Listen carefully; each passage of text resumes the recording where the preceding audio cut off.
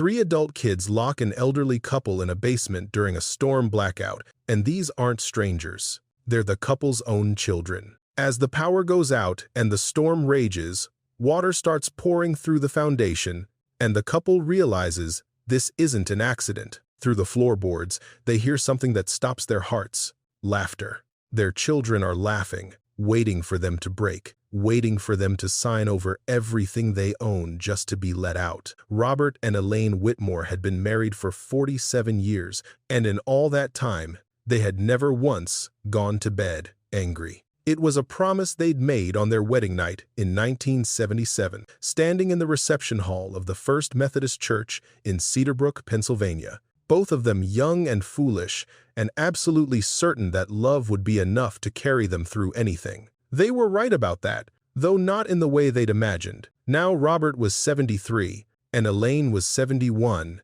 and they lived in the same house they'd raised their children in, a modest two-story colonial on Maple Street, with a basement that flooded when it rained too hard, and a furnace that made strange sounds every winter. The house needed work. It had needed work for years, but Robert had stopped being able to climb ladders a decade ago, and hiring someone required money they'd given to their children long before they should have. 3 children: Michael, the eldest, a financial advisor in Philadelphia; Susan, the middle child, a real estate agent who'd moved to New Jersey; and David, the baby, though he was 41 years old now and hadn't been a baby in any meaningful sense for longer than Robert cared to calculate. Robert still woke at 5:30 every morning. He made coffee the old-fashioned way, with a percolator that had belonged to his mother, and he sat at the kitchen table reading the newspaper, even though his eyes weren't what they used to be, and most of the news made him sad.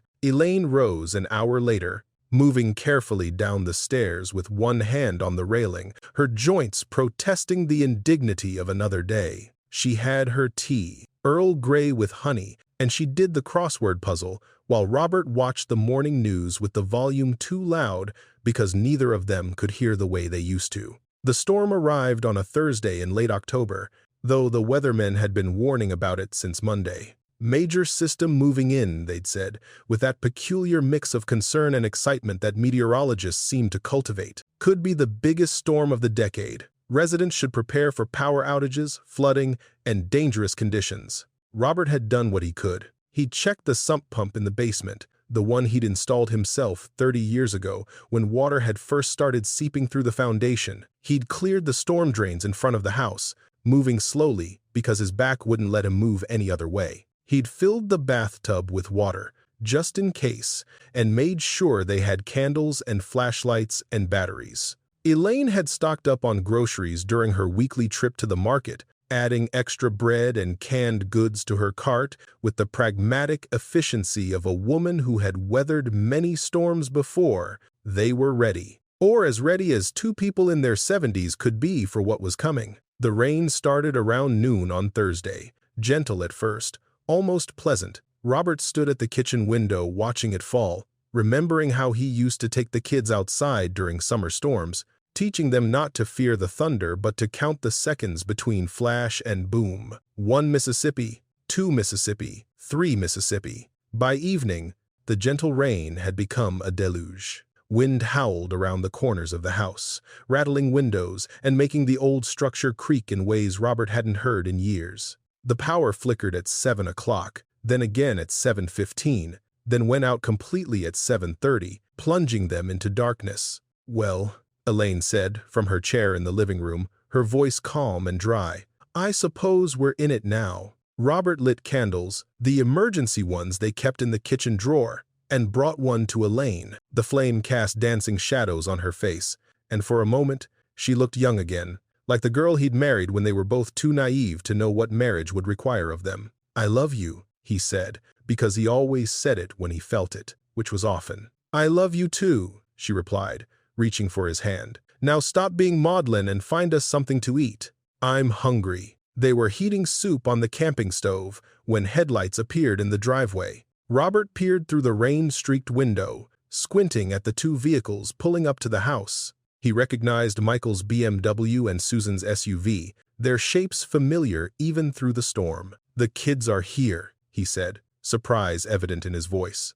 Elaine set down her spoon and came to stand beside him. All of them? Looks like it. David's car is pulling in behind Susan's. Maybe they were worried about us, Elaine offered. Maybe, Robert said. He went to open the front door, and the wind nearly tore it from his hands. Rain lashed the porch, soaking his slippers before he could step back. Through the chaos, he saw his children emerging from their cars, hunched against the storm, running toward the house. Michael reached the porch first, shaking water from his expensive coat. "Dad," he said. "Good, you're awake. We need to talk." Susan and David followed close behind, both of them wet and windblown. Susan was 43, polished even in the middle of a storm, her blonde hair plastered to her face, but her expression controlled. David, the youngest, had always been the softest of the three, but tonight his eyes held something hard that Robert didn't recognize. Come in, Elaine said, already reaching for towels. "You must be freezing. What on earth are you all doing here in this weather?" "We came because we needed to talk about the house," Michael said. His voice was the same one he used in business meetings. "The house?" Robert frowned. "What about it?" "And you can't stay here anymore, Dad. It's not safe." Elaine's hand found Robert's in the darkness. Her fingers were cold, trembling slightly. "Not safe?" she repeated. "This is our home. We've lived here for 43 years. "That's the problem," Susan said. "The house is old. It needs more repairs than you can afford. And frankly, the two of you aren't capable of taking care of yourselves anymore. We've been discussing it, and we think it's time you moved into assisted living." Robert felt something cold settle in his stomach, something that had nothing to do with the storm outside. "You've been discussing it," he said slowly. "The three of you, without us. We didn't want to worry you until we had a plan," David said, but he wouldn't meet Robert's eyes. "A plan," Robert repeated. "And what exactly is this plan?" "There's a facility in Harrisburg, Pine Valley Senior Living. They have availability, and we've already put down a deposit. You'd have a nice apartment, meals provided, medical staff on site. It's the best thing for everyone." "Everyone," Elaine said quietly. "Or just the three of you? What happens to the house?" Robert asked. Michael had the grace to look uncomfortable. "We'd sell it, split the proceeds 3 ways. It's only fair, Dad. You're sitting on equity you can't use, and we all have families, mortgages, expenses. You want to sell our home?" Elaine interrupted, her voice harder than Robert had heard it in years. "And put us in a facility so you can take the money. That's not—" "Don't." Elaine held up one hand. "Don't insult me by pretending this is about our welfare. We raised you better than this. At least I thought we did." "Look," Susan said, her tone shifting to something softer, more conciliatory. "We don't have to decide anything tonight. Let's just all calm down and—" Thunder crashed directly overhead, so loud it shook the house.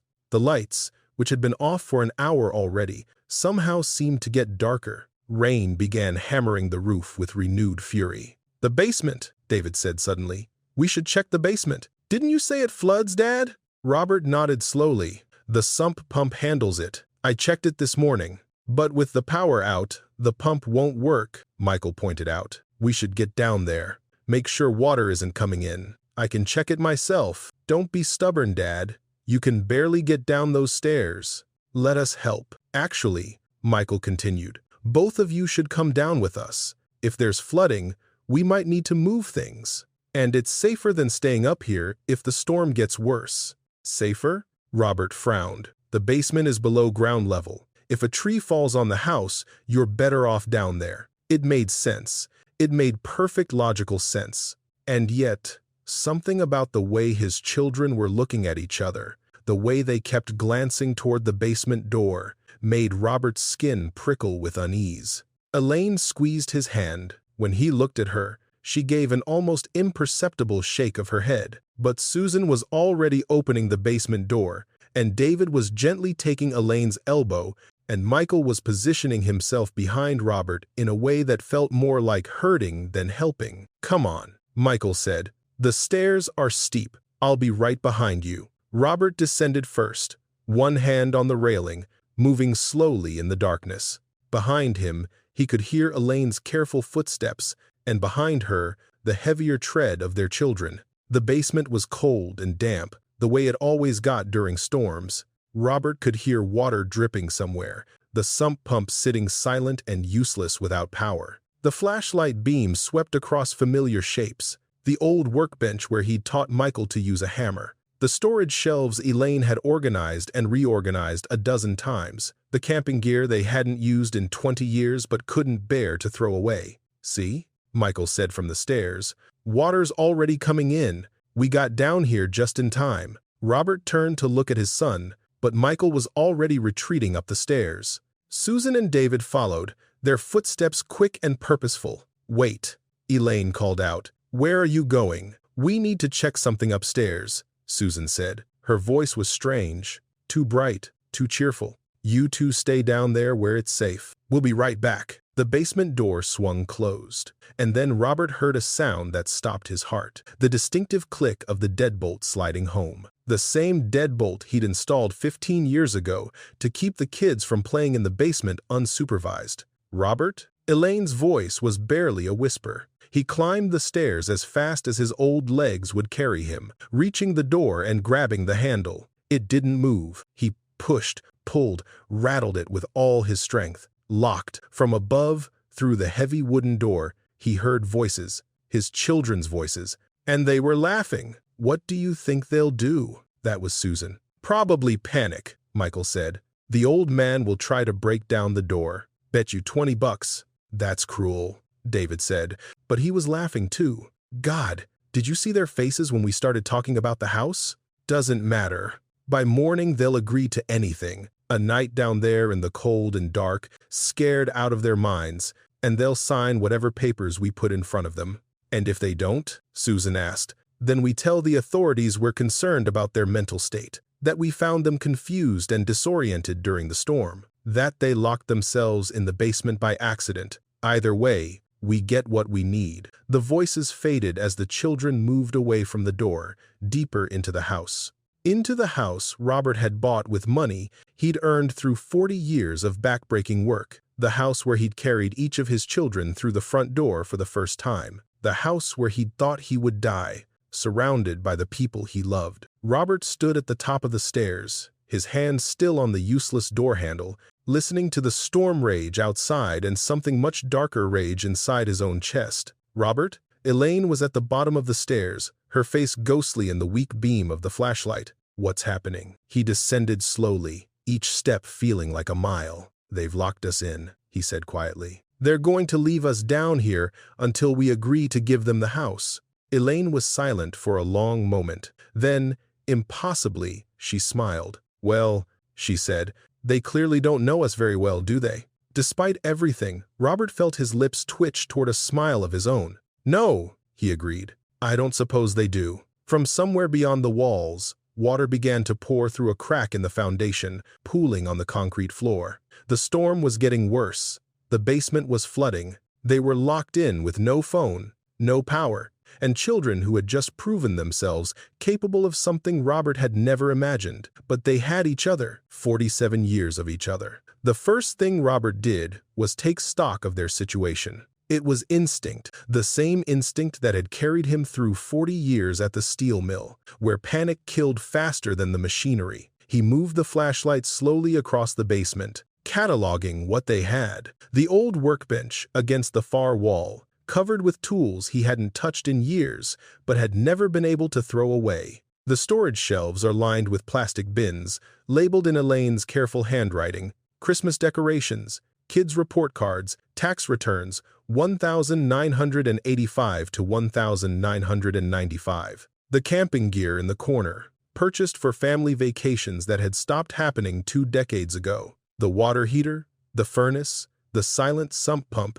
and the water. It was coming in through a crack in the foundation, near the corner where the wall met the floor. Robert had patched that crack a dozen times over the years, but concrete was stubborn and water was patient, and eventually the water always won. Right now, the stream was about the width of his thumb, not much. But the storm was far from over, and Robert knew from experience how quickly that trickle could become a torrent. "How bad is it?" Elaine asked, coming to stand beside him. "Bad enough. The sump pump's useless without power, and that crack is only going to get worse as the ground saturates." "Can you fix it?" Temporarily, I mean. I can try, he said. I've got materials down here somewhere. The question is whether these old hands can do what needs doing. Your hands have never failed me yet, Robert Whitmore. I don't expect them to start now. He kissed her palm, a gesture so automatic it required no thought, and went to the workbench. The tools were exactly where he'd left them, dusty but functional. His father's hammer, the head worn smooth from decades of use.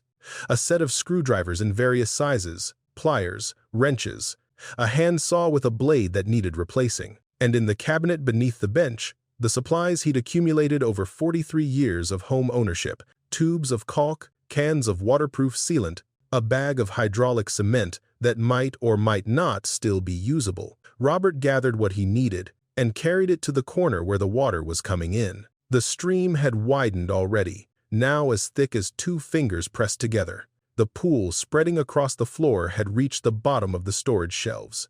We need to move those bins, he said, nodding toward the shelves. The ones on the bottom will be ruined if we don't. I'll handle it, Elaine said. You focus on the crack. He wanted to protest, to tell her that moving heavy bins was too much for her arthritis, too much strain on her back, but he knew better. Elaine had never responded well to being told what she couldn't do. And right now, they needed every bit of strength they had. He knelt on the cold concrete, his knees screaming in protest, and examined the crack by flashlight. It was worse than he'd thought. The old patches had failed completely, creating a channel through which groundwater was pouring with increasing force. Okay, he muttered to himself, a habit from years of working alone in this basement. Okay, let's see what we can do. He opened the bag of hydraulic cement and was relieved to find it hadn't completely hardite. The powder was clumpy but workable. He mixed it with water from the puddle at his feet, creating a thick paste that he pressed into the crack with his bare hands. The cement was supposed to set quickly, even in wet conditions. That was the whole point of hydraulic cement. But the water pressure was fighting him, pushing the paste back out of the crack almost as fast as he could apply it. Come on, he grunted, pressing harder. Come on, you stubborn Robert. Elaine's voice cut through his frustration. Listen. He paused, his hand still pressed against the wall, and listened. At first, all he could hear was the storm, the rain hammering the house above, the wind howling like something alive and angry. But then, beneath those sounds, he heard something else, laughter and music. Their children had turned on the radio, some station playing classic rock, the kind of music Michael had loved when he was a teenager. And they were laughing, all 3 of them, their voices drifting down through the floorboards as if they hadn't a care in the world. Robert felt something surge in his chest, something hot and dark that he hadn't felt in years. Rage. Pure, undiluted rage. Those ungrateful. He stopped himself before the words could fully form. He wouldn't say it, wouldn't give voice to the poison spreading through his heart. Let them laugh, Elaine said quietly. She had moved 3 bins to higher ground and was working on a 4th, moving slowly but steadily. They think they know how this ends. They're wrong. How can you be so calm? They're our children, Elaine. We raised them. We gave them everything. I know what we gave them. Her voice was steady, but Robert could hear the steel beneath it. I also know what they've become. Those aren't the children we raised, Robert. Somewhere along the way, we lost them. Or maybe we never had them to begin with. Maybe we just couldn't see what they were becoming because we loved them too much to look at them clearly. The signs had been there for years. Michael's coldness, his way of reducing everything to transactions and bottom lines. Susan's careful manipulations, the way she always seemed to get what she wanted while making others feel grateful for giving it to her. David's weakness, his willingness to follow wherever his siblings led, even when the path was wrong. They had raised 3 children, and all 3 had grown into people Robert didn't recognize. People who could lock their elderly parents in a flooding basement and laugh about it. Where had he gone wrong? Stop, Elaine said, and Robert realized he'd been standing motionless, lost in thought, while the water continued to rise. Whatever you're thinking, stop. We don't have time for guilt or grief, or any of the things you're feeling right now. We can feel those things later, after we survive this. Right now, I need you here, with me, working. Robert turned back to the crack and resumed his work. The first layer of hydraulic cement had set slightly, giving him a foundation to build on. He applied more, pressing it deep into the gap, smoothing it with hands that were steadier than they had any right to be. The flow of water slowed. Not stopped, but slowed.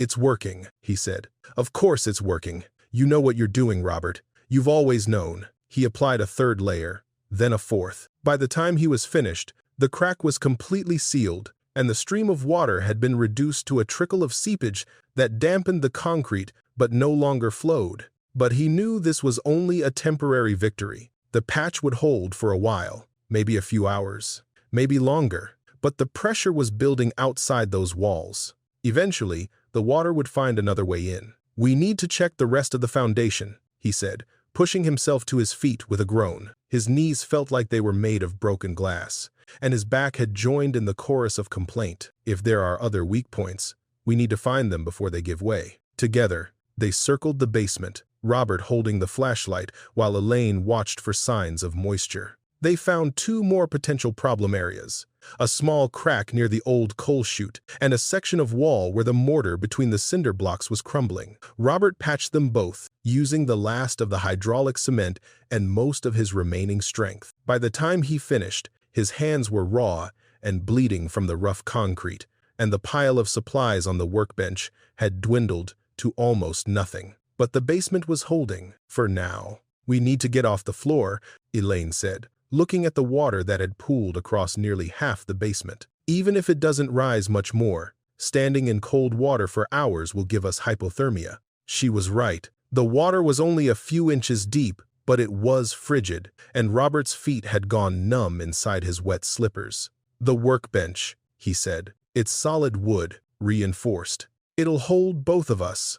They cleared the bench together, moving tools and supplies to higher shelves. Then Robert helped Elaine climb up, supporting her as she settled onto the worn wooden surface. He followed, his joints protesting every movement, and finally they were both sitting side by side, their feet dangling above the water, their backs against the cold basement wall. "How long do you think until morning?" Elaine asked. Robert checked his watch, tilting it toward the flashlight beam. "It's just past 10. 6, maybe 7 hours until dawn. We can survive 7 hours." "Yes, we can." They sat in silence for a while, listening to the storm and the water and the occasional burst of laughter from above. The flashlight batteries wouldn't last all night, so they'd turned it off to conserve power, plunging themselves into a darkness so complete that Robert couldn't see his own hand in front of his face. But he could feel Elaine beside him, her shoulder pressed against his, her hand finding his in the darkness, her breathing slow and steady. 47 years of marriage, and still her presence was enough to make him feel like everything would be all right. "Do you remember?" Elaine said quietly. "The blackout of 1985? Robert smiled despite everything. "The one where Michael was convinced the world was ending? He was 10, Susan was 8, David was only 4. And you stubborn fool, insisted on driving to the hardware store in the middle of the power outage to get flashlight batteries because you said we couldn't just sit in the dark like helpless people. I was gone for 2 hours. The traffic was impossible. And when you came back, you found all 3 kids asleep in the living room, wrapped in blankets, with candles lit around them like it was some kind of camping adventure. Do you remember what Susan said when you walked in?" Robert's throat tightened. She said, "Mommy made the scary dark into a fun dark." "I've been making scary darks into fun darks for 47 years, Robert. This one is no different. It's just bigger." "It's very different, Elaine. Our children made a choice. A terrible, unforgivable choice. But that choice is about them, not about us. It doesn't change who we are. It doesn't change what we can survive. We have been through hard things before, and we have always come through together. Those hard things didn't involve our own kids trying to—" He couldn't say the word, couldn't give voice to the horror of what his children had done. "I know." Elaine's voice cracked for the first time, revealing the pain she'd been hiding beneath her calm. "I know what they're doing. I know what it means, and I know that after tonight, nothing will ever be the same between us and them. But Robert, we can't let that break us. We can't let their cruelty define our story. We decide how this ends, not them. Us. How does it end? He asked. It ends with us walking out of this basement tomorrow morning, under our own power, with our dignity intact. It ends with us looking our children in the eye and letting them see that they failed, that they couldn't break us, that all their scheming and cruelty and betrayal wasn't enough to destroy what we have. And then we decide what comes next. But not tonight. Tonight, we survive. That's all we have to do.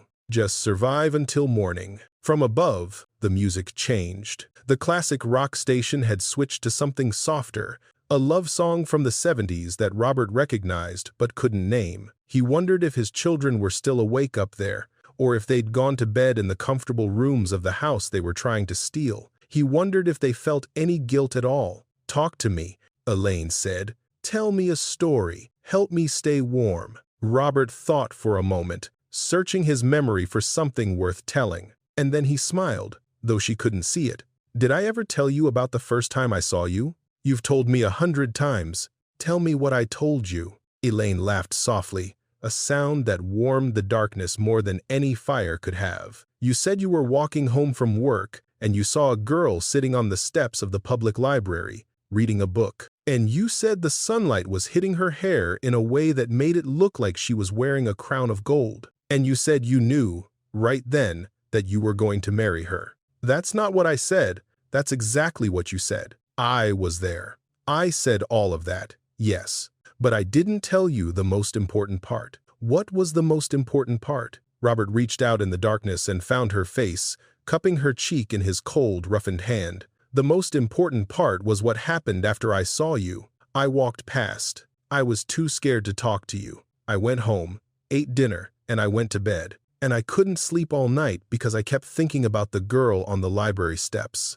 And I promised myself that if I ever saw you again, I wouldn't walk past. I'd be brave. I'd say something." "And did you say something?" "I went to the library every day for 2 weeks before I saw you again. And when I finally did, do you know what I said? You said, 'Excuse me, but I think you dropped something.' And you said, I said, 'I didn't drop anything.' And you said, 'I know. I just couldn't think of anything else to say.'" They both laughed, the sound echoing off the basement walls, briefly drowning out the storm and the water and the horror of what their children had done. "I married a smooth talker," Elaine said. "You married a fool who was brave enough to admit he was a fool. There's a difference." "There is. I've always appreciated the difference." The water level had stabilized, Robert realized. The patches were holding, and while the rain continued to pound the house above, no new streams had appeared along the foundation. They were cold and uncomfortable and trapped, but they were not in immediate danger. They would survive the night. "Robert?" Elaine's voice was drowsy now, exhaustion finally catching up with her. "Yes? When we get out of here, I don't want to see them. I can't. Not yet. You won't have to. And I don't want to give them the house. I know that's what they want. I know that's why they did this. But I worked too hard for this home. We worked too hard. I'm not giving it to people who would lock us in a basement to take it." "We won't give them anything," Robert said firmly. "Not the house, not our dignity, not a single thing they haven't earned. They haven't earned anything. No, they haven't." Elaine's head settled against his shoulder, her breathing growing slow and even. Robert stayed awake, watching over her, listening to the storm gradually begin to fade as the worst of it passed over. The night stretched on, cold and dark, and seemingly endless. But Robert had weathered worse. He'd worked night shifts at the steel mill, 12 hours of backbreaking labor in conditions that would kill a lesser man. He'd held his father's hand as he died, sat through the long nights of his children's illnesses, endured the quiet agony of watching his body slowly fail him. This was just another night, harder than some, easier than others. And when it was over, when the sun finally rose, he and Elaine would walk out of this basement together. He didn't know what would come after that. He didn't know how he would face his children, or what he would say, or whether the relationships could ever be repaired. He didn't know if he even wanted them repaired. But he knew one thing with absolute certainty. They would not be broken by this. Not by the storm, not by the water, and not by the three people they had loved more than life itself. Their children had underestimated them. They had seen two old people and assumed they were weak, fragile, easily manipulated. Robert didn't sleep. He couldn't, not with Elaine depending on him, not with the water still pooling beneath them and the cold seeping into his bones with every passing hour. Instead, he sat in the darkness and listened to his wife's breathing, slow and steady beside him, listening to the storm gradually exhaust itself, the rain softening from a roar to a murmur, to something that was almost gentle. Listen to the old house creak and settle above him, the bones of the building he'd called home for more than 4 decades. And he listened to the silence from upstairs, where his children had apparently gone to bed, while their parents sat trapped in a flooding basement. Robert turned the thought over in his mind, examining it from every angle, trying to find some explanation that didn't make his children into monsters. He couldn't find one. Around 2 in the morning, Elaine stirred against his shoulder. "Robert, are you awake? I'm here. What time is it?" He checked his watch, tilting it toward the faint glow of the flashlight he'd turned on at its lowest setting. "Just past 2. 4 more hours until sunrise. How's the water?" "Stable," he said. "We're okay." Elaine sat up slowly, wincing at the stiffness in her joints. "I need to move. My back is seizing up." "Careful. The bench isn't wide enough for walking around." "I know. I just need to stretch." She shifted position, extending her legs, rotating her ankles, moving with the careful deliberation of someone who had learned to negotiate with her own body's limitations. Robert watched her in the dim light, marveling as he always did at her resilience. Elaine had never been delicate. She'd worked as a nurse for 35 years, lifting patients twice her size, working double shifts during flu seasons and emergencies, coming home with her feet swollen and her back aching, only to cook dinner and help the kids with homework. She'd had 2 hip replacements and a knee surgery, and she'd recovered from each one faster than the doctors predicted. "You're staring at me?" she said without looking up. "I'm admiring you. Admire me in the morning, when I've had coffee and a hot shower. Right now, I'm a mess. You're the most beautiful mess I've ever seen." She laughed, a short, surprised sound that echoed in the darkness. 47 years, and you're still trying to charm me. Is it working?" "It's always working. That's the problem." They sat in comfortable silence for a while, the kind of silence that only long marriages could produce. No need for words, no need for explanation. Just 2 people existing together in the same space, drawing strength from each other's presence. Then Elaine said, "I've been thinking about Michael." Robert's stomach tightened. "What about him?" "About when he changed. When he stopped being our son and became this." "Elaine, I think it was graduate school, business school. He went in wanting to help people manage their money, and he came out believing that money was the only thing that mattered.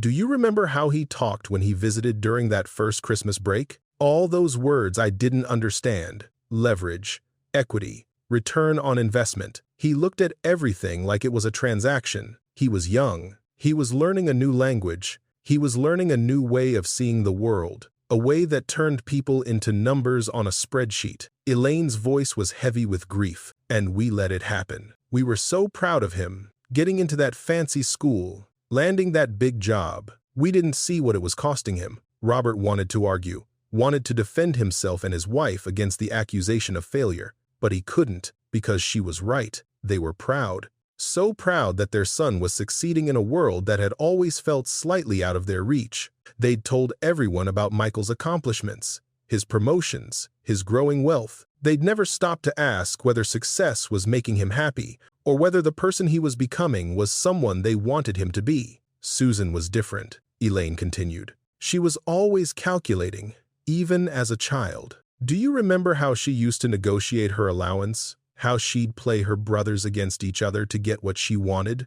I thought it was clever. It was clever. It was also manipulative, and we praised her for it because we thought she'd need those skills to survive in a man's world. We never taught her the difference between being smart and being cruel." "And David," Elaine sighed. David just wanted to be loved. He followed his siblings because he didn't know how to stand on his own. We should have helped him find his backbone. Instead, we let Michael and Susan do his thinking for him. We did our best, Elaine. Did we? Or did we do what was easy and call it our best? Robert didn't answer. He didn't have an answer. The questions Elaine was asking were ones he'd been avoiding for years, maybe decades. Questions about whether they'd failed their children or whether their children had simply become who they were always going to become, regardless of what their parents did. It doesn't matter now, Elaine said finally. Whatever mistakes we made, we can't unmake them. What matters is what we do next. What do we do next? We survive this night, and then we start over. Start over? At our age? Why not? We're not dead yet, Robert. We have years left, God willing. Maybe those years don't include our children anymore. Maybe that's the price we pay for whatever we did wrong. But we can still make those years mean something. We can still choose how we want to live. Before Robert could respond, a new sound interrupted them. A low, ominous gurgle from the corner of the basement. He grabbed the flashlight and swung it toward the source of the sound. His heart sank. The crack he'd patched earlier, the biggest one, was failing. Water was seeping around the edges of the hydraulic cement, pushing through with a pressure that was slowly but surely undermining his repair work. Robert? Elaine's voice was calm, but he could hear the fear beneath it. The patch is giving way. The ground must be completely saturated by now. There's nowhere for the water to go except through our foundation. Can you fix it again? I used all the cement. There's nothing left. They stared at the failing patch, watching the seepage increase, watching the water begin to stream down the wall and pool on the floor. Within minutes, the level had risen to cover their toes where they dangled from the workbench. What do we do? Elaine asked. Robert's mind raced through the possibilities. They could bang on the floor, trying to get their children's attention. But would the children even respond? Or would they assume it was just their parents panicking, exactly as they'd predicted? They could try to break down the door, but the stairs were steep and slippery, and Robert's body wasn't capable of the kind of force that would be required. He'd more likely fall and break a hip than break through that heavy wooden door. They could wait and hope the storm had passed enough that the water would start receding. Hope the patch would hold a little longer. Hope for a miracle. Robert didn't believe in miracles, but he did believe in refusing to give up. The camping gear, he said suddenly. In the corner. Is it still above water? Elaine shone the flashlight toward the pile of equipment they hadn't touched in 20 years. The water was lapping at the edges, but most of it was still dry. Barely. Why? The air mattress. The inflatable one we bought for that trip to Yellowstone. What about it? Help me get it. Robert slid off the workbench, gasping as the cold water hit his legs. It was deeper than he'd realized, almost to his knees now, and the shock of it nearly buckled him. But Elaine was beside him in an instant, her hand gripping his arm, steadying him. Together, they waded to the corner and dug through the camping gear. Sleeping bags, wet and ruined. A camp stove they'd never used. And there, at the bottom of the pile, the air mattress in its carrying case. It's still sealed, Robert said, relief flooding through him. The plastic kept it dry. But how does an air mattress help us? We can't float out of here. No, but we can use it to stay above the water. Even if the whole floor floods, if we can inflate this, we can stay dry. The pump is electric. There's a manual backup. A hand pump. I insisted on it because I didn't trust the batteries.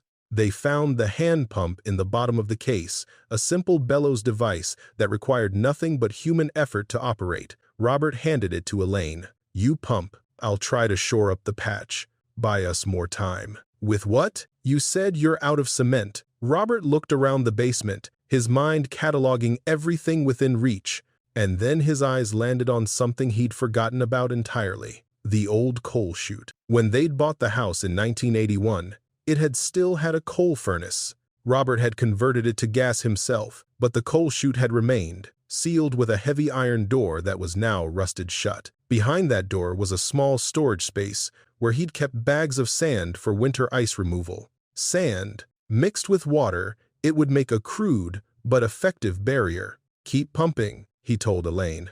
I have an idea. He waded across the basement to the coal chute, fighting against water that was now up to his thighs and rising. The cold was beyond painful, a deep, bone-aching numbness that made his legs feel like they belonged to someone else. But he kept moving, because stopping wasn't an option. The iron door was rusted, just as he remembered. He grabbed the handle and pulled. Nothing. He pulled again, harder, feeling something in his shoulder protest violently. Still nothing. "Come on," he growled through gritted teeth. "Come on, you stubborn!"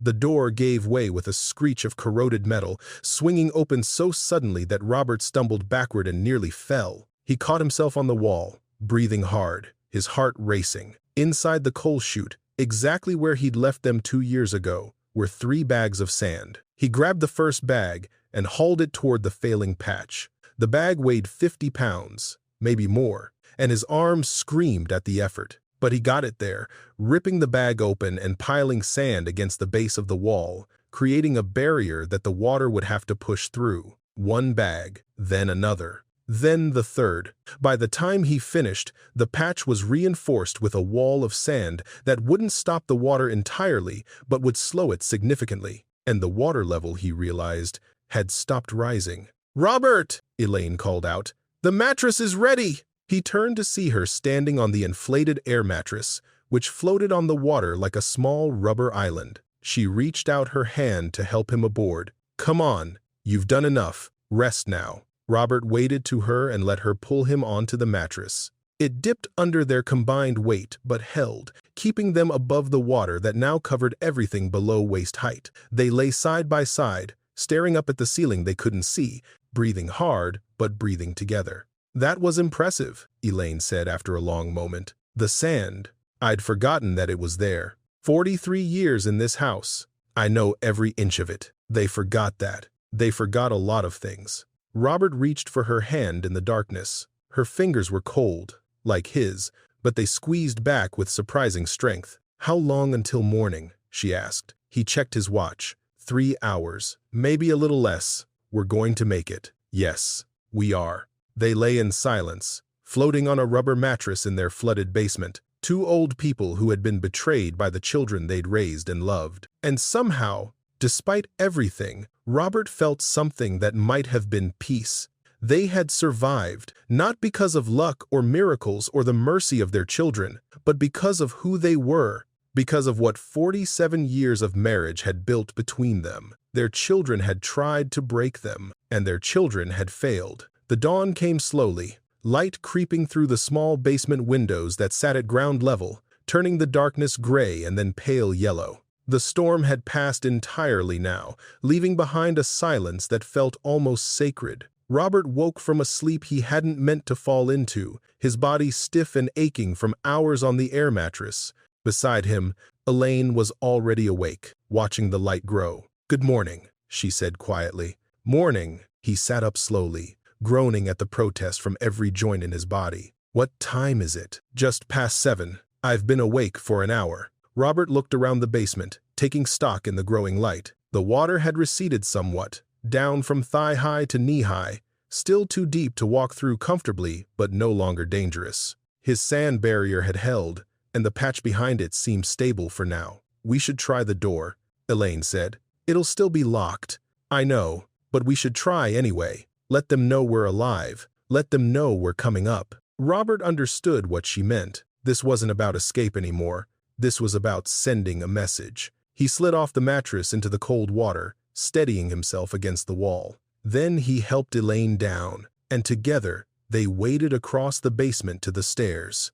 The climb was harder than Robert expected. His legs had stiffened during the night, and each step sent sharp pains through his knees and hips. But Elaine was beside him, one hand on the railing and one hand on his arm, and together they made it to the top. Robert tried the handle, still locked, as he'd known it would be. He looked at Elaine. She nodded. He knocked on the door, not frantically, not desperately. Just 3 firm, measured knocks, the kind a visitor might make when arriving for a scheduled appointment. Silence from the other side. He knocked again. 3 more knocks, patient, controlled, footsteps. Then a voice, muffled through the wood. "Dad?" It was Michael. "Is that you?" Robert didn't answer. He simply waited. More footsteps, more voices. All three of them were on the other side of the door now, Robert could tell, whispering to each other, probably trying to decide what to do. "Dad, are you and Mom okay?" Susan's voice,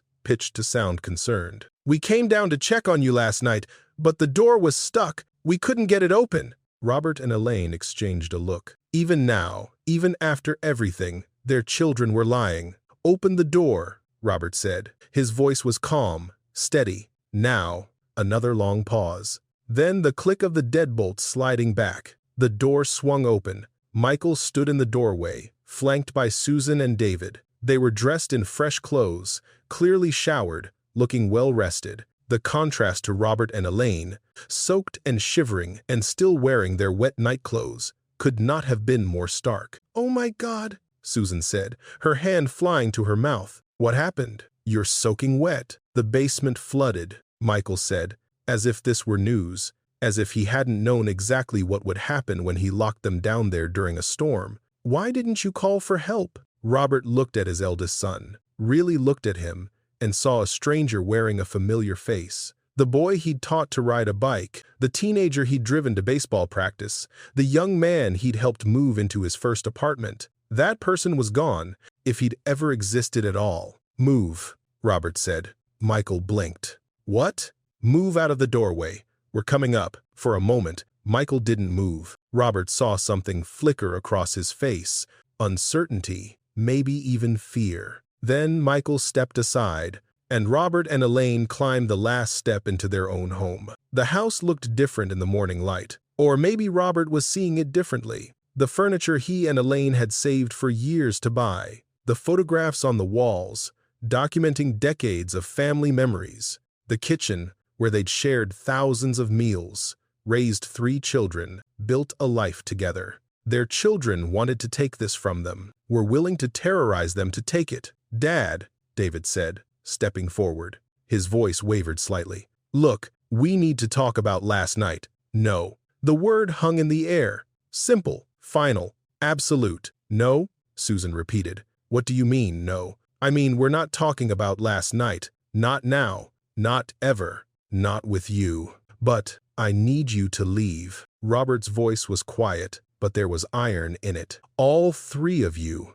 right now." Michael stepped forward, his expression shifting from uncertain to aggressive. "Now, wait a minute. We came here because we're concerned about you. You're clearly not capable of taking care of yourselves anymore. Last night proves nothing except what kind of people you've become." Elaine's voice cut through Michael's bluster like a blade. She stepped forward, placing herself beside Robert, a united front. "You locked us in that basement. You left us there knowing it would flood. You went to bed while we fought to survive. That's not—" "Don't." Elaine held up one hand. "Don't lie to me, Michael. I heard you laughing. I heard you through the floor. You thought we would be terrified, desperate, ready to sign away everything we've worked for, just to make it stop." She paused, letting the words sink in. "You were wrong." The 3 children stood frozen, their carefully planned scenario crumbling around them. Robert could see them recalculating, trying to find a new angle, a new approach. They'd inherited their mother's intelligence, if nothing else. "Mom, Dad, let's all just calm down," Susan said, her voice dropping into the soothing tone she probably used with difficult clients. "You've been through a traumatic experience. You're not thinking clearly. Why don't you get cleaned up, have some breakfast, and we can talk about this like adults." "We are talking like adults," Robert said. "We're telling you to leave our home. That's as adult as it gets. You can't just kick us out. Watch me. This is ridiculous." Michael's veneer cracked, revealing the anger underneath. "You're being completely unreasonable. We're your children. We're trying to help you." "No, you're trying to help yourselves. There's a difference." Robert walked to the front door, his wet slippers squelching on the hardwood floor, leaving a trail of basement water behind him. He opened the door and stood beside it. "Goodbye, Michael. Goodbye, Susan. Goodbye, David. I'd say it was good to see you, but we know that's not true." For a long moment, no one moved. The children stared at their father, then at their mother, then at each other, searching for some way to salvage the situation, some lever they hadn't tried, some weakness they hadn't exploited. They found nothing. David was the first to move. He grabbed his coat from the hook by the door, not meeting anyone's eyes. "I'm sorry," he mumbled as he passed Robert. "I didn't want. I'm sorry." He was out the door before anyone could respond. Susan went next, her composure finally cracking as tears spilled down her cheeks. "You're making a mistake," she said. "You need us. You can't manage on your own." "We managed fine for 43 years before you decided we couldn't," Elaine replied. "I think we'll manage a while longer." Susan left without another word. That left Michael, standing alone in the living room, his expensive coat still hanging by the door, his expensive car still parked in the driveway. He looked at his parents, and for a moment, just a moment, Robert saw something that might have been regret. Then the mask slammed back into place. "This isn't over," Michael said. "We have legal options. If you're not capable of making decisions for yourselves, then what? You'll have us declared incompetent?" Robert shook his head slowly. "You're welcome to try, but I think you'll find that two people who survived a flooded basement using 40-year-old camping gear and bags of sand don't make very good candidates for incompetency." Michael's jaw tightened. He grabbed his coat and walked to the door, stopping just before he crossed the threshold. "You'll regret this," he said. "When you're sick or hurt and there's no one to help you, you'll wish you'd accepted our offer." Robert looked at his eldest son one last time. "Maybe," he said, "but I don't think so."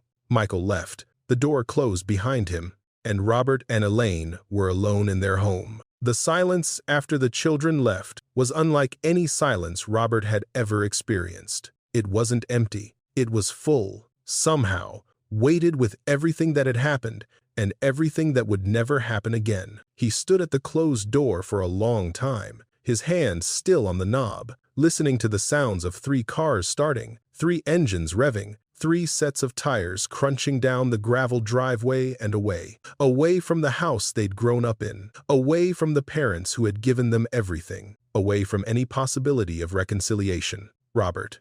Elaine's voice was gentle, pulling him back from wherever he'd gone. "Robert, you need to get out of those wet clothes. We both do. We'll catch pneumonia standing here like this." She was right. She was always right. But Robert couldn't seem to make his body move. The adrenaline that had carried him through the night, through the confrontation, was draining away, leaving behind an exhaustion so profound it felt like gravity had doubled. "I know," he said. "I know. I just need a minute." Elaine came to stand beside him, her wet nightgown clinging to her thin frame, her gray hair plastered against her head. She looked every one of her 71 years at that moment, but she also looked strong, unbroken, alive. "Take all the minutes you need," she said. "I'll start the coffee." She moved toward the kitchen, and Robert finally found the strength to follow. The house felt different now, not because anything had physically changed, but because something fundamental had shifted.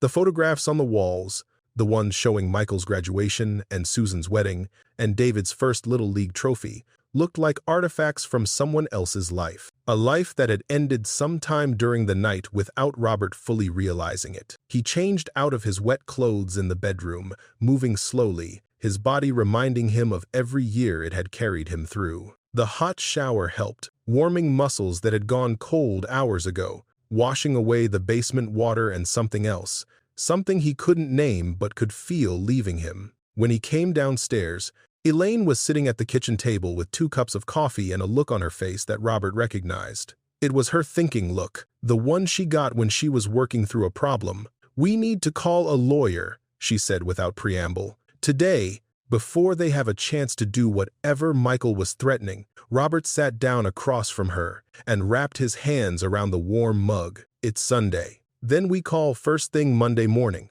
I want this house protected. I want our finances protected. I want it in writing that they have no claim to anything we've built. They're our children, Elaine. They were our children." Her voice cracked on the words, the first real sign of the pain she'd been holding back. "The people who left here this morning, I don't know who they are, but they're not the babies I nursed, not the toddlers I chased around this kitchen, not the teenagers I stayed up late worrying about. Those children are gone. Maybe they were never really there." Robert reached across the table and took her hand. "They were there. I remember them. I remember Michael building that birdhouse with me when he was 8. I remember Susan learning to ride her bike in the driveway. I remember David falling asleep in my lap every Christmas Eve because he was too excited to sleep in his own bed. I remember, too. Tears were streaming down Elaine's face now, silent and steady. That's what makes this so hard.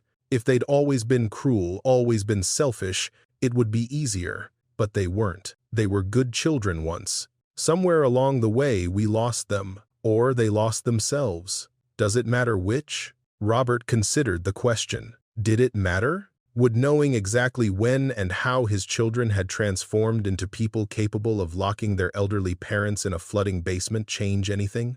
Would it undo the betrayal? Would it make the future any clearer? No, he said finally. I don't suppose it does. They sat in silence for a while, drinking coffee and watching the morning light strengthen outside the kitchen window. The storm had washed the world clean, leaving behind a sky so blue it almost hurt to look at. Birds were returning to the feeder in the backyard, the one Robert had built 15 years ago and maintained ever since. Life continued. Even after the worst nights, life continued. I need to check the basement, Robert said, eventually. See how bad the damage is. The insurance company will want documentation. I'll come with you. They descended the stairs together, moving slowly, supporting each other on the steep steps. The basement looked worse in daylight than it had in the darkness, the water damage clearly visible on everything below the high-water mark. Ruined boxes, warped shelving, the old camping gear destroyed beyond salvage. But the air mattress was still there, deflated now but intact. And the workbench where they'd huddled through the worst of it still stood, solid and reliable as ever. We should keep it, Elaine said, nodding toward the mattress. Frame it or something? A reminder. Of what? The worst night of our lives? Of the night we survived, the night we proved we were stronger than they thought. Robert looked at the mattress, really looked at it, and understood what she meant. It wasn't a symbol of their suffering, it was a symbol of their endurance. Their refusal to give up, even when giving up would have been so easy. Okay, he said, we'll keep it. They spent the rest of the morning documenting the damage. Robert took photographs with the old digital camera they'd bought years ago and barely used. Elaine made lists, her handwriting neat and precise despite everything, cataloging what had been lost and what could be salvaged. The basement would need professional restoration. That much was clear. The foundation would need proper repair, not just Robert's emergency patches.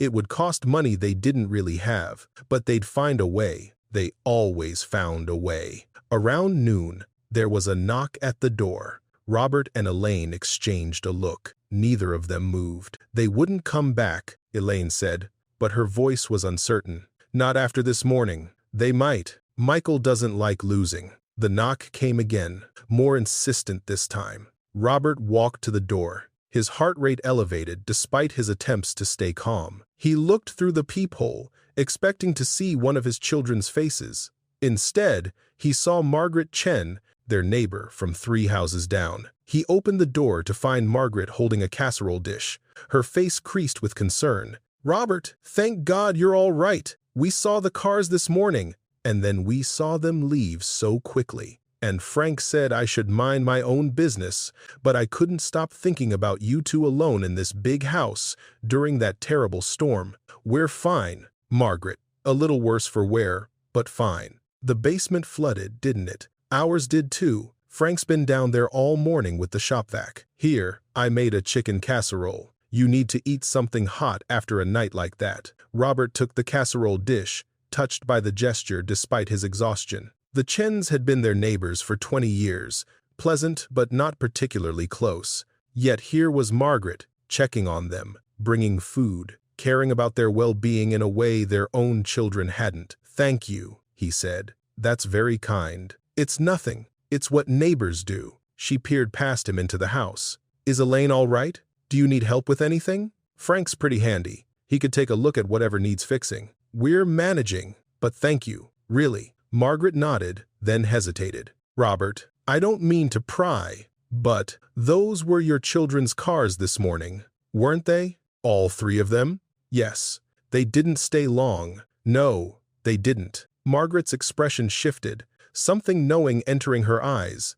I see. Well, if you need anything at all, you know where to find us. And I mean anything, Robert, day or night. After she left, Robert stood holding the casserole dish, thinking about the strange arithmetic of human kindness. 3 children who had tried to terrorize them into surrender. 1 neighbor who had brought food and offered help without being asked. Maybe blood wasn't as thick as everyone claimed. The lawyer's name was Patricia Okonkwo, and she came highly recommended by Frank Chen, who'd used her for his own estate planning. She was a small woman with sharp eyes and a no-nonsense manner that Robert immediately appreciated. They met in her office on Monday afternoon, Robert and Elaine sitting side by side across her desk, explaining what had happened. Patricia listened without interrupting, taking notes on a yellow legal pad, her expression betraying nothing. When they finished, she set down her pen and looked at them for a long moment. Let me make sure I understand, she said.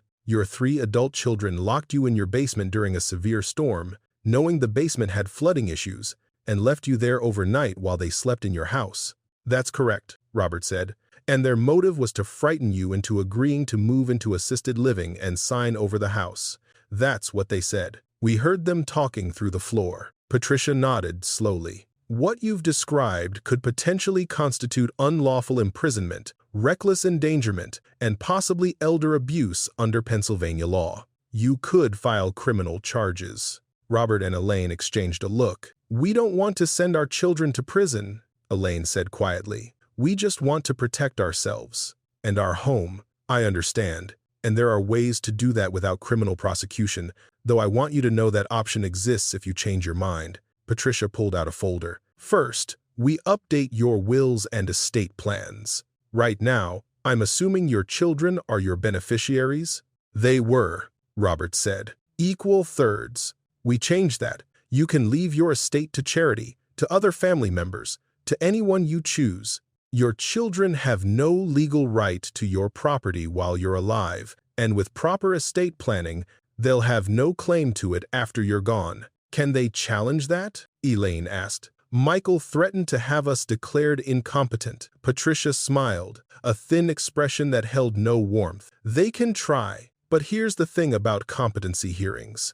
They require evidence of mental incapacity. What you've described to me, surviving a flooding basement through resourcefulness and cooperation, doesn't exactly scream incompetence. If anything, it demonstrates the opposite. What if they lie? Robert asked. What if they claim we locked ourselves in by accident, that we're confused and making up stories?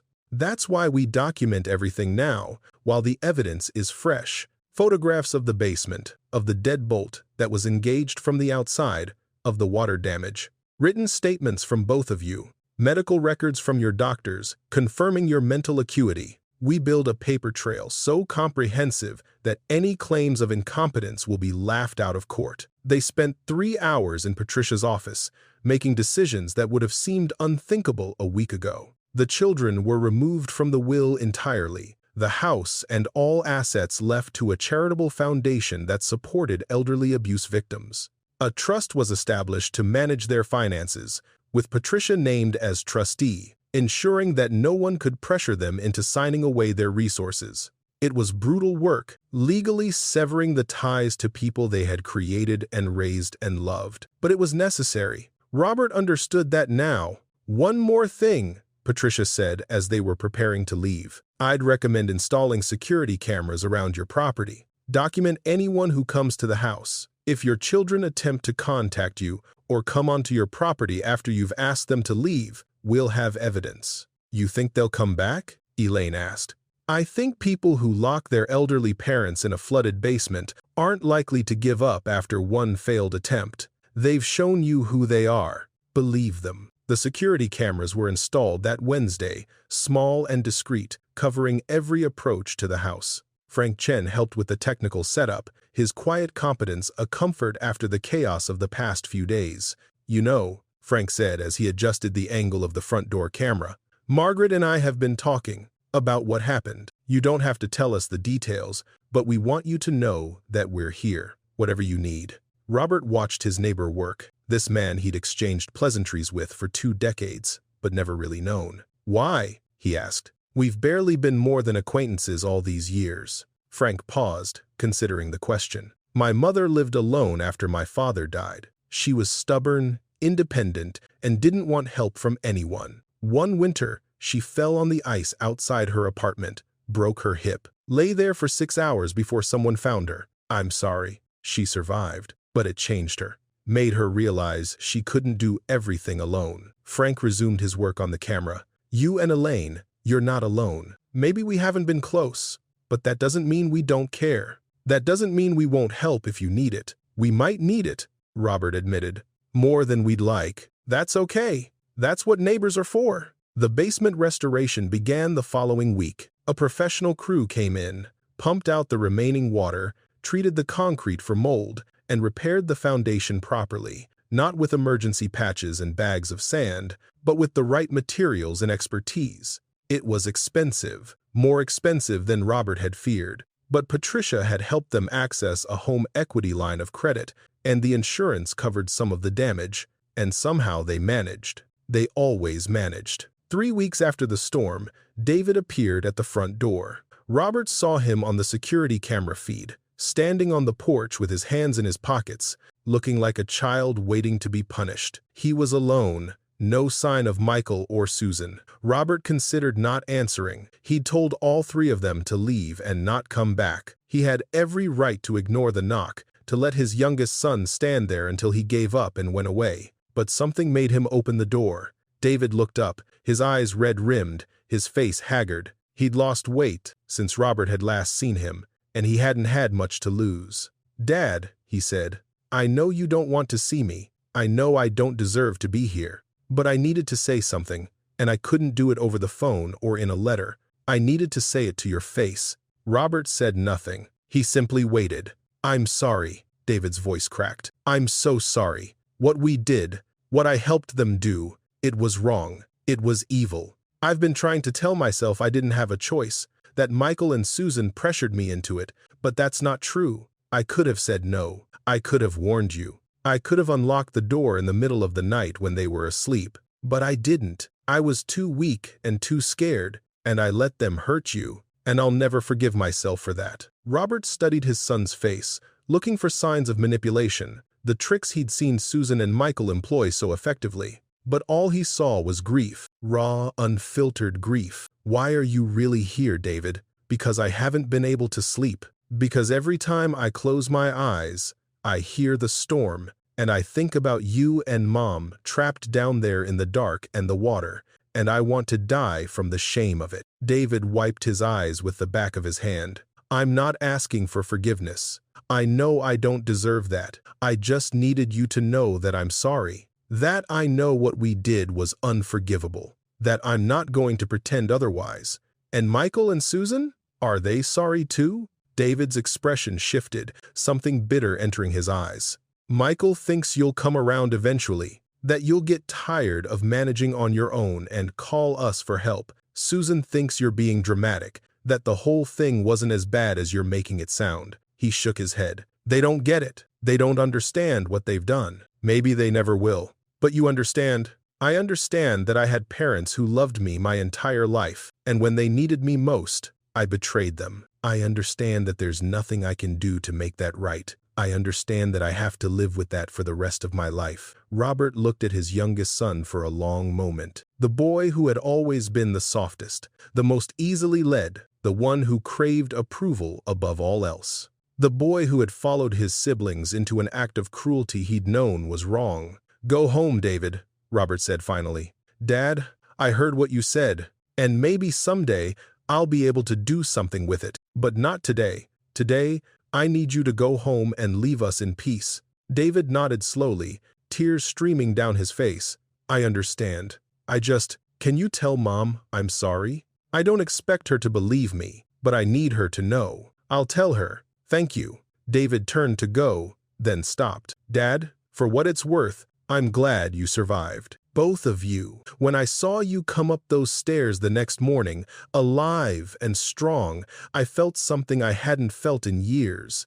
I felt proud of you. Proud to be your son, even though I'd just proven I didn't deserve to be. He walked down the steps and got into his car. Robert watched him drive away, then closed the door and went to find Elaine. She was in the kitchen, where she'd been listening through the window. "You heard?" Robert asked. "I heard. What do you think?" Elaine was quiet for a long moment, her hands wrapped around a cup of tea that had long since gone cold. "I think he's genuinely sorry, but I also think sorry doesn't undo what happened. Sorry doesn't give us back the children we thought we raised. Sorry doesn't make me feel safe in my own home. No, it doesn't. Maybe someday I'll feel differently. Maybe time will soften the edges of this, enough that I can look at David without seeing the person who helped lock us in that basement. But that day isn't today, and I don't know if it will ever come." Robert sat down across from her, in the same seat where they'd eaten thousands of meals together, discussed thousands of problems, shared thousands of moments, both mundane and profound. "Whatever you decide," he said, "I'm with you. If you want to never see any of them again, I'll support that. If you want to try to rebuild something with David someday, I'll support that too. This is your choice to make, Elaine. Not mine, not theirs, yours." Elaine reached across the table and took his hand. "Our choice," she corrected. "Everything we do from now on, we do together.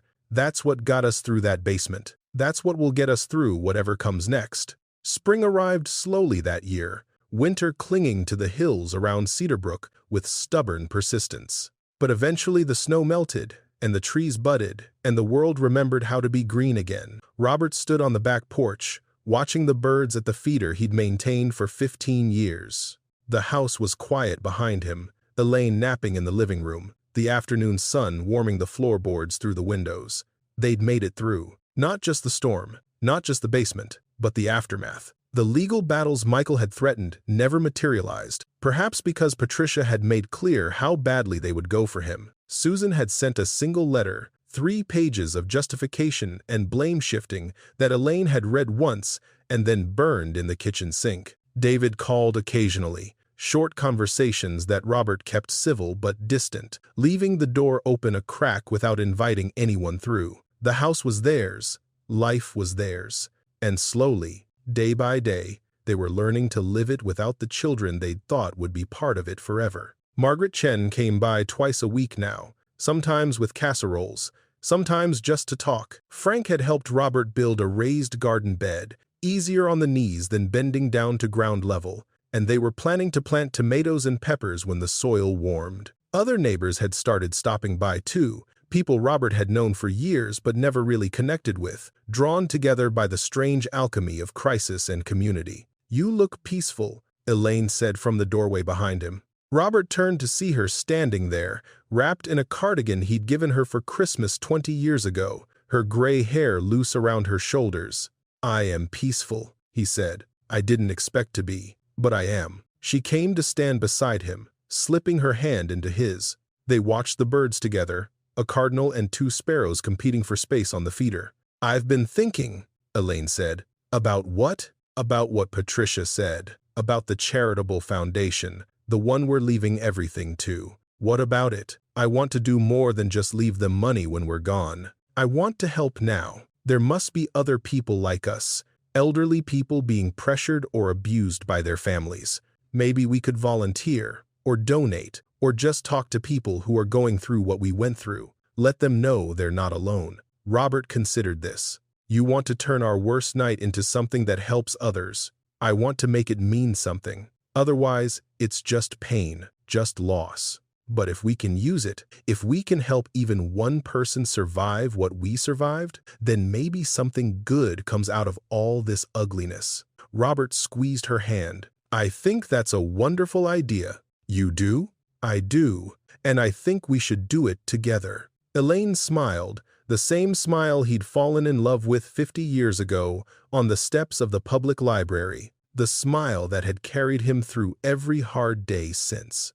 "Together," she agreed. "That's how we do everything." They stood on the porch as the afternoon faded toward evening, 2 old people who had been betrayed by their own blood and survived to tell the story. The house stood solid behind them, repaired and restored, still theirs after 43 years and 1 terrible night. Robert thought about the air mattress, still sitting in the corner of the basement where Elaine had insisted they keep it. A reminder, she'd said, of what they'd survived, of who they were when everything else was stripped away. They were survivors.